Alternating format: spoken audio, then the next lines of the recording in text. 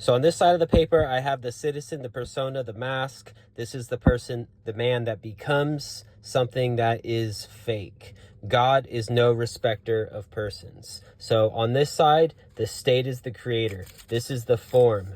The metaphor would be the dollar. The dollar is a representation in the form of the substance, which would be the silver or the gold. So on this side of the paper, this represents God as the creator. This is the substance. This is putting on Christ, right? We put on the mask of the person. The person is persona, which is a mask, which is somebody who acts. And over here, we take on the Christ identity, which is our true selves, which isn't acting, it's being, it's who we are.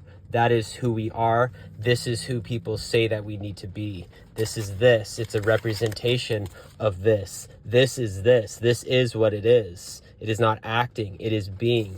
This over here is acting. It is acting as this, but it is not this. I hope you get that metaphor. So over here, we've got the source of ID, of identity. It's defined by the legal fictional status. Over here, it is rooted in reality, in divine nature, and it transcends worldly labels. Okay, when you're acting as a person, you are bound by external laws of fictions. They're external. Over here, the law is fulfilled in Christ through inner alignment.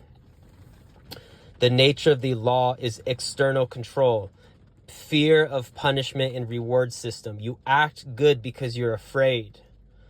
You're afraid to go to jail. You're afraid to go to hell. These are the external controls. Over here, it's internal transformation. The law is written on our hearts. What is the motivation over here when you're acting as a person? It is compliance out of duty, fear, and social expectation. Over here, your motivation is love and obedience, driven by the heart, not obligation. Over here, your identity is a mask. It's a character. You're just playing a part. It's a role. It's this that society has assigned you. Over here, it reflects your true self, not a mask, but your authentic nature. This is your real being. You're not putting on a mask. You're putting on Christ, which is the substance, which is your true identity. It's you being, while over here, you're simply acting. In relation to the world, you're created. Over here, you're created. Over here, you're created and dependent on the legal, social, and political status. It's worldly. Over here, you have freedom. You're in the world, but not of it. Your identity is set in eternity, heaven. It's unchanging. Over here, your freedom is conditioned by the limits of social laws, and you're free within bounds, right? So we're free within bounds. You have freedom in Christ, which surpasses the restrictions of the flesh. It is beyond time and space. Over here, the principles is justice through compliance. It's adherence to the law, right? It's justice through compliance.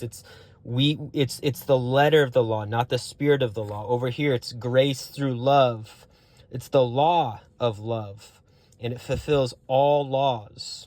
If you love, every single law is fulfilled below it. But to love, you cannot codify love. Love is it is the spirit behind it, right? This would be the spirit of the law. This is the letter of the law. This is the representation. This is the substance.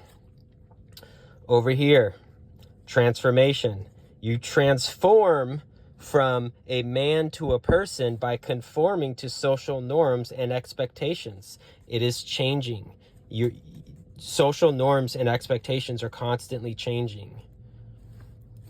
Over here, they're not absolute over here. Over here, these are absolute. You're transformed by the renewing of the mind, and you're conforming to Christ, which is love, which love does not change.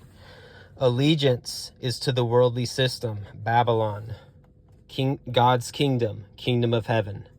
Okay, so over here, this is the fictional entity. When you identify with this, God is no respecter of persons. If you are a person, God does not recognize you. He does not recognize you. Over here, you're recognized because you are putting on Christ. You're putting him on, right? Just like you put on the mask of the person, you put on the mask of Christ, who is the subrogee for all of our debts, and then turns around and forgives our debts and then allows us to be the subrogee for his righteousness by putting him on and having the identity of Christ.